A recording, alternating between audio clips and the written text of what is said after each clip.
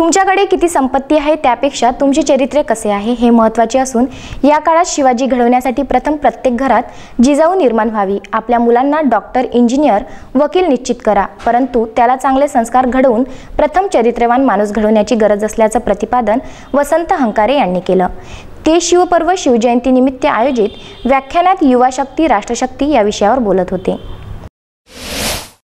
तुमच्याकडे किती संपत्ती आहे त्यापेक्षा तुमचे चारित्र्य कसे आहे हे महत्त्वाचे असून या काळात शिवाजी घडवण्यासाठी प्रत्येक घरात प्रथम जिजाऊ निर्माण व्हावी असं प्रतिपादन वसंत हंकारे यांनी केलं।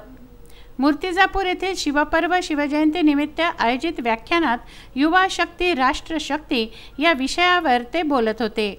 लहान मुलं कधीच चुकीचं बोलत नाहीत, त्यांच्यावर तसे संस्कार घडवण्याची जबाबदारी आपली आहे। पोटाला आलेलं पोर ही आपली खरी संपत्ती असून ती संपत्ती टिकवून ठेवण्याची जबाबदारी आपण स्वीकारली पाहिजे असंही प्रबोधन त्यांनी केलं। वसंत हंकारे यांच्या व्याख्यानाने येथील वातावरण धीर गंभीर झालं। उपस्थितांच्या अंगावर रोमांच उभे झाले, अनेकांचा ऊर भरून आला। शिवजयंतीचा कार्यक्रम हा विचारांचा जागर आहे। शिवाजी महाराजांना डोक्यावर नाही तर डोक्यात शिरवा। जेव्हा छत्रपती इथल्या प्रत्येक तरुणांच्या डोक्यात जाईल तेव्हाच कुठे इथली आई बहीण सुरक्षित असेल असंही ते म्हणाले। शिवव्याख्याते नवल महल्ले यांनीही नेतृत्व काल, आज आणि उद्या या विषयावर मनोगत व्यक्त केलं। डॉक्टर रणजित पाटील यांनी शिस्तबद्ध कार्यक्रमाचं कौतुक करत आयोजकांना प्रोत्साहित केलं।